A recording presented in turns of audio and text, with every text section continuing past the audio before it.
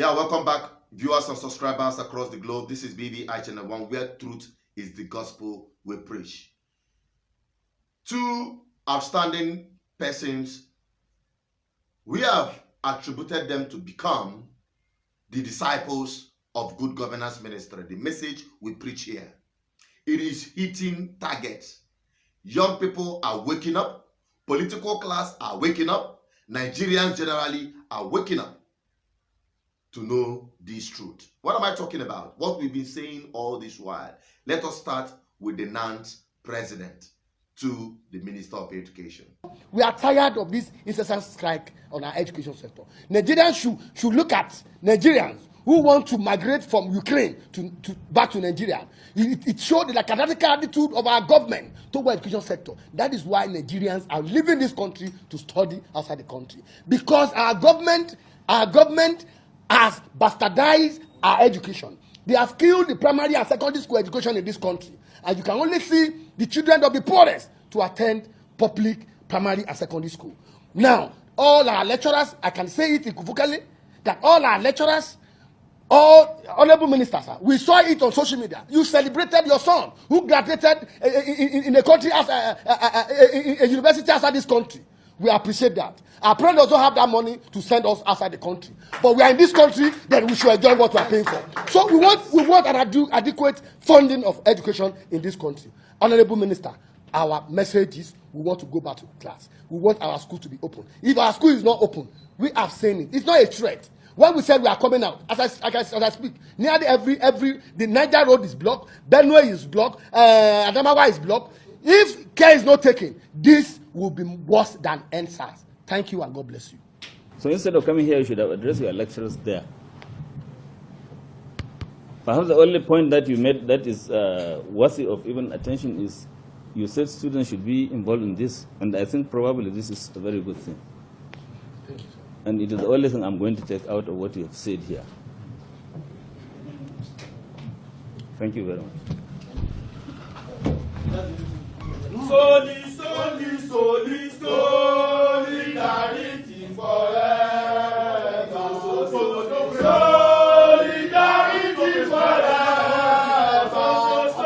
Solidarity forever. We shall always fight. Let the president speak. Are you telling us? You can now see That we don't finish that. a minister that they are paying his salary. We don't finish that business. We are talking as a He walk out of us. President.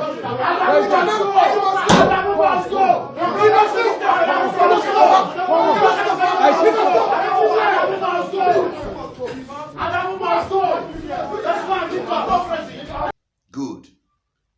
You've heard me say it time and over on this platform.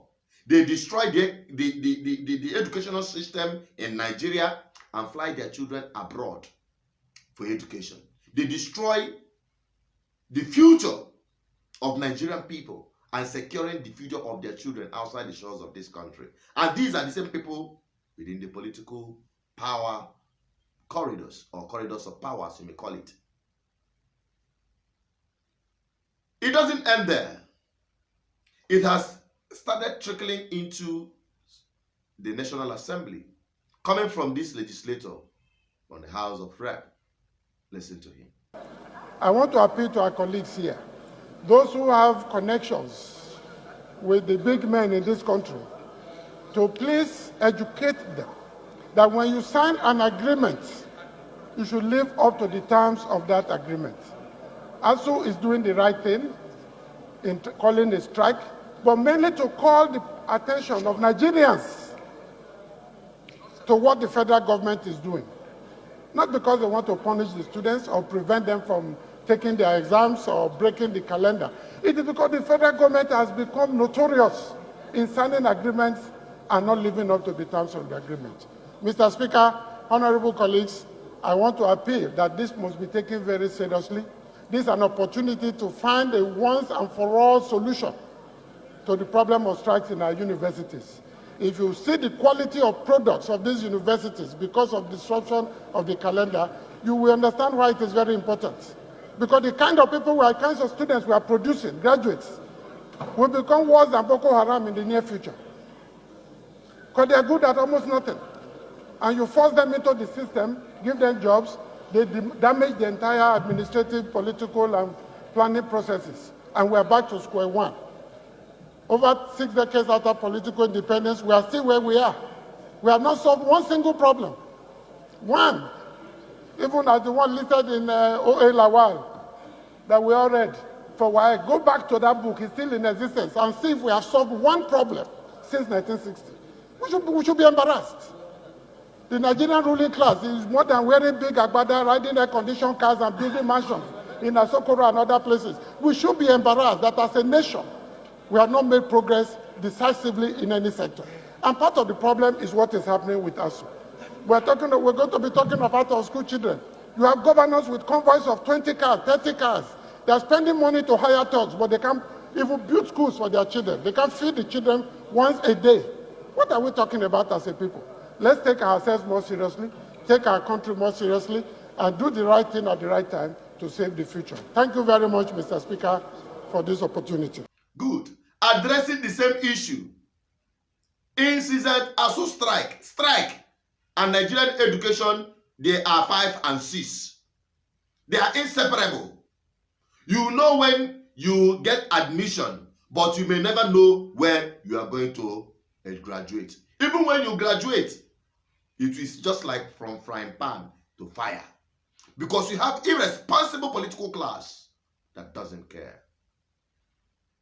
That is Nigeria for you. But it doesn't end by a expository message I am dropping here. The only thing that can save Nigerians from the impunity of Nigerian state is to get involved. Especially the youths. You are the ones that are being used for political thuggery. You are the ones that are being used for political mobilization of these never-do-well politicians. Because they gave you some few tips. Because they gave you some kind of palliative.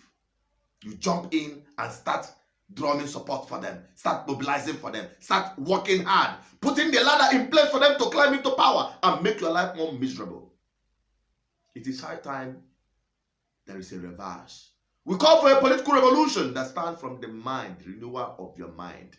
The young people, it's enough you've cried, it's enough you've protested. It is wonderful that you're waking up, but it doesn't stop there. It is time for you to mobilize yourself massively against the generation of political class that have failed you. Any one of them that have tasted the forbidden fruits of the political platforms and corridors of power that is embellished with the corruption, they don't deserve your political support. Look for a third force. Look for an alternative. Men that have not tested that forbidden fruit within the corridors of power in Nigeria. That is just the message I can give you. If you like, you take it. I'm just a voice. I have delivered the message. Share it. Share it, Nigerian people. I'm signing out. Drop your comments. Let me have your opinion. GGN is the revolution. Don't forget to subscribe, like, and share. Join us. Become our ambassador. Start speaking out. Start standing up. And that is where your freedom depends on. Stay safe.